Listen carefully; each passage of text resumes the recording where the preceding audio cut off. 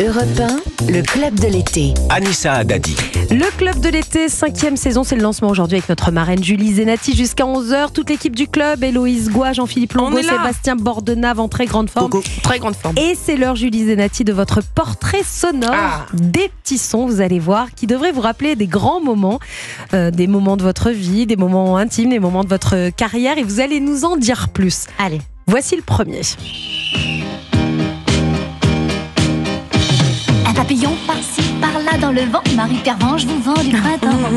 Je peux jouer aussi James Bond ou Maigret. Moi, plus ça bouge, et plus ça me Vous vous souvenez de ce générique? J'ai cru que c'était Julie Zenati qui chantait, mais pas du tout. Pas du tout. Non, J'étais même pas née, hein, Ah oui, bon, d'accord. normalement. C'est le générique de Marie Pervenche, pour les auditeurs qui auraient encore un doute. Marie Pervenche avec Daniel Evenou, qui mettait des J'adorais amendes Daniel Evenou. dans Paris. J'adorais. Et vous avez quelle histoire avec cette série Marie Pervenche qui passait sur TF1? C'est quand même les années 80. C'est bizarre. con. Vous êtes une ancienne contractuelle. Je suis une ancienne contractuelle.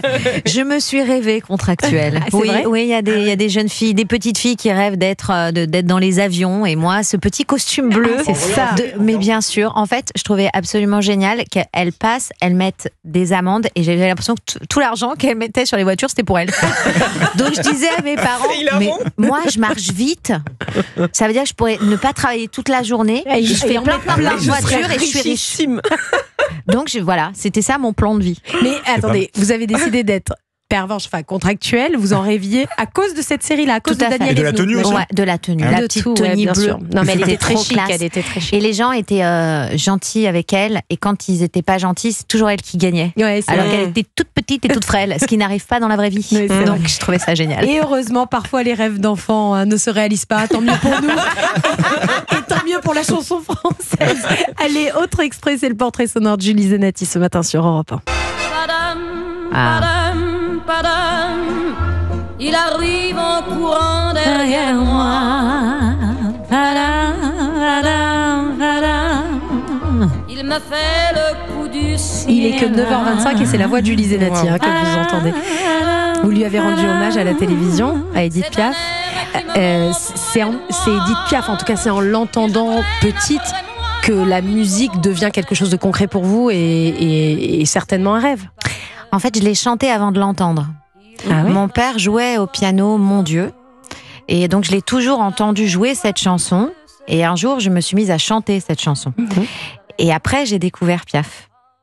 Ah dingue. Ouais, ça s'est passé dans l'autre sens. Et j'ai été complètement attirée par cette harmonie, par cette nostalgie, cette douleur qu'il y avait dans cette chanson-là. Et c'est comme ça que je suis arrivée, j'étais toute petite, et c'est comme ça que je suis arrivée à Piaf.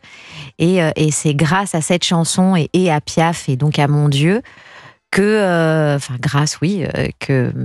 mon père, mes parents se sont rendus compte que j'avais peut-être une voix un peu hors du commun, et c'est comme ça que ça a un peu commencé. Oui, parce que petite, les soirées à la maison, c'était papa au piano et vous qui chantez. Enfin, Et ma c'était mère déjà qui très chantait. musical. Moi, je chantais pas. C'est ma mère chantait.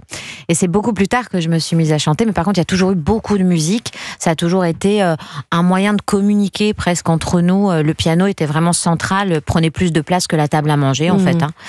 Et donc, il y a toujours eu beaucoup de musique. Il y a Whitney Houston aussi, je crois, dans les personnes qui vous ont beaucoup inspiré dans votre carrière. En fait, je voulais être Whitney Houston. C'est même pas une inspiration. Mais en mode de Pervenche. Mais en mode Pervenche.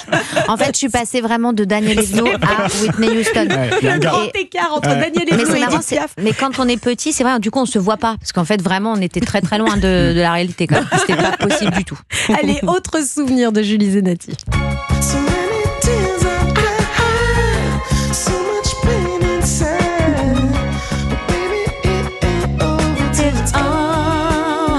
Alors ça, c'est Lenny Kravitz. Et quand vous aviez 13 ans, Julie Zenati, vous avez enregistré deux chansons en duo avec Lenny Kravitz. C'était pas un duo, c'est Pardon. deux chansons qu'il a faites pour moi avec Jerry DeVos, qui s'appelait Chaque seconde avec toi et il restera de toi.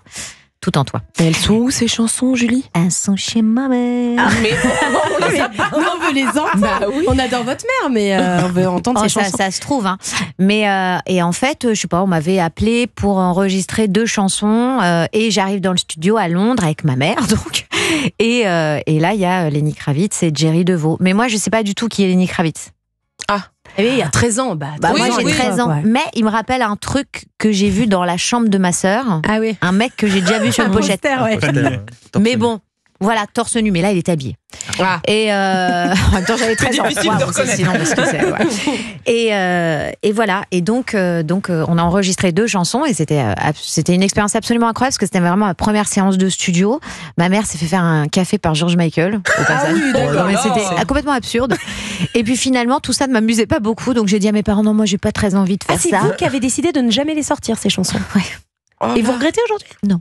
Pas du tout. Elles sont mieux dans un tiroir chez vos parents? Non, mais en fait, 13 ans, t'es forcément une bête de foire. Il y a quelque chose un peu de cet ordre-là quand même. En plus, c'était l'époque où il y avait à la télé une émission, il y avait une jeune fille qui chantait très bien, qui s'appelait Fanny.